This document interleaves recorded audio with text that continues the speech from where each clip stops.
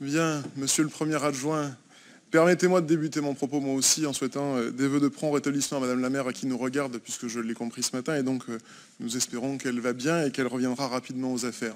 Permettez-moi également, puisque ça n'a pas encore été fait, de souhaiter la bienvenue au directeur général des services de la ville de Marseille, à qui je souhaite beaucoup de courage dans la mission qui dorénavant est la sienne. Monsieur le premier adjoint, ce matin, alors que je m'exprime sur un rapport lié à l'éducation, je viens d'écouter avec beaucoup d'attention notre collègue monsieur Huguet, qui est donc le nouvel adjoint en charge de l'éducation, et naturellement, j'ai une pensée pour notre ami et ancienne collègue Daniel Casanova, qui pendant des années a porté, avec patience, avec compétence, avec disponibilité, tous les sujets liés à l'éducation et à l'enfance dans notre majorité précédente. Monsieur Huguet, vous êtes peut-être récent dans la vie politique, mais la phrase de Clémenceau est connue de tous. En politique, on succède toujours à des imbéciles et on est remplacé par des incompétents. Et donc, je ne suis pas surpris d'avoir entendu vos propos ce matin. Vous savez, déjà, sous l'Ancien Régime, nous avons entendu dans cet hémicycle tant de choses concernant les rythmes scolaires, les cantines, les nombres d'ATSM et l'état des bâtiments. Et sur certains domaines, force est de constater que vous ayez raison de nous alerter et que personne ici ne va remettre en question le travail que pour l'instant vous tentez de mener. D'ailleurs, en campagne, et vous l'avez dit, vous aviez fait de l'éducation une priorité. Et arrivant au pouvoir, vous avez installé, alors Madame la maire et donc Monsieur le premier adjoint aujourd'hui, non pas un adjoint à l'éducation, mais 4 adjoints pour s'occuper de la gestion des écoles et des enfants dans les écoles. Et puis, le temps a passé. Et le jour de la rentrée scolaire a sonné. Une rentrée sans encombre. On aurait pu croire que vous étiez au pouvoir depuis toujours, tant les choses se sont correctement déroulées. Mais de la rentrée des élèves à la rentrée syndicale, il n'y a qu'un pas. Et les grèves sont arrivées. Et dans le contexte sanitaire actuel, jour de grève rime toujours avec fermeture totale des écoles. Et là encore, vous ne faites pas semblant. Et ce sont plus de 250 écoles qui ont été fermées à chaque jour de grève, sans préavis ou presque. Je vais vous prendre un exemple que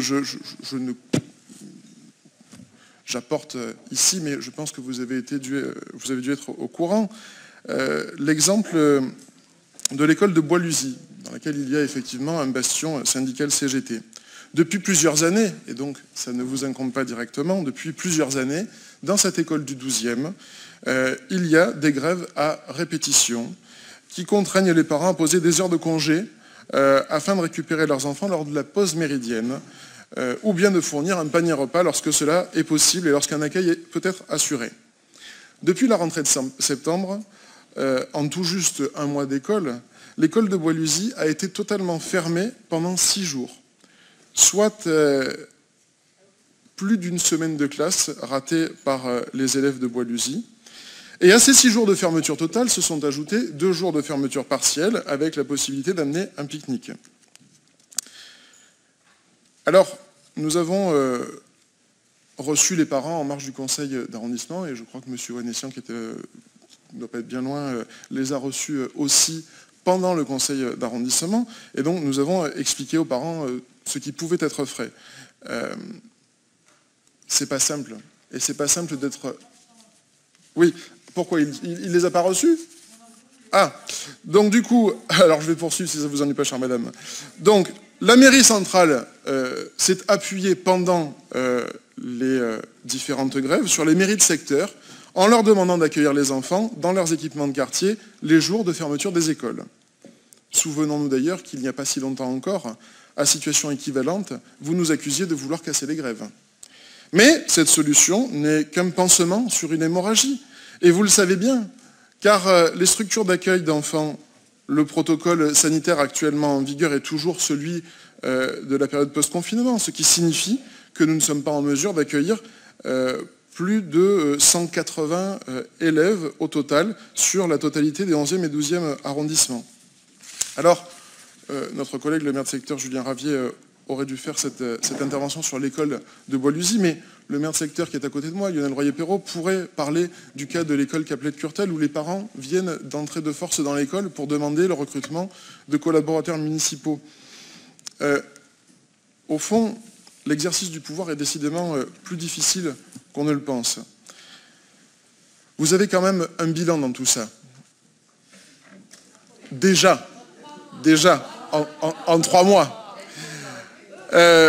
Nous, en 25 ans, nous n'avons pas réussi à faire nager les petits Marseillais. Mais vous, en 1 mois, les petits Marseillais savent déjà ce que c'est qu'un jour de grève, et donc il faut le mettre à votre crédit.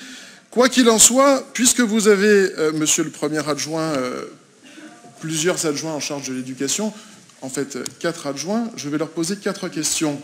Et je vais leur rajouter une question, mais peut-être que vous y répondrez directement, c'est comment font le département et la région pour que les établissements qu'ils ont dans leurs compétences restent ouverts les jours de grève.